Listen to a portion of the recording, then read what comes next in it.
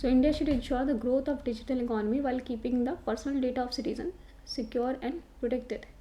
So India को क्या करना है, ग्रोथ ऑफ डिजिटल इकोनॉमी में फोकस करना है while keeping the personal data of citizens secure and protected. Digital economy focus करना है एंड पर्सनल डेटा भी सिक्योर करके रखना है. No one will innovate in surveillance oriented environment और in a place where the individual personal information is compromised.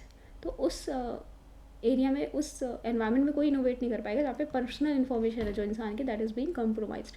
The ultimate control of the data must reside with the individual who generated and this should be enable to use, restrict और monetize it as they wish. Therefore, data protection laws should enable the right kind of innovation, one that is user centric and privacy protecting.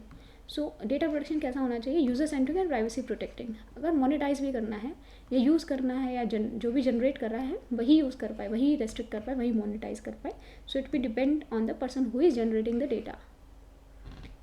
सो इस तरीके से हमें क्या चाहिए, we need a right kind of innovation in the data protection, one which is it should be user centric and privacy protecting. So based on the above passages, the following assumption have been made. One, protection of privacy is not just a right but it has value to economy.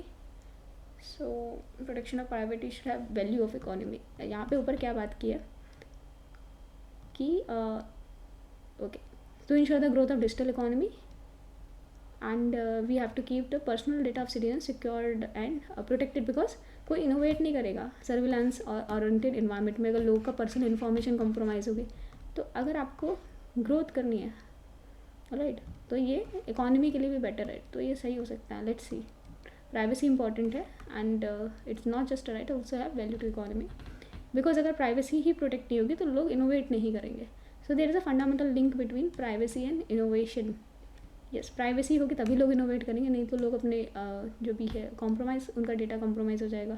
तो दोनों assumption ही सही लग रहे हैं, तो both 1 and 2. So answer will be both 1 and 2.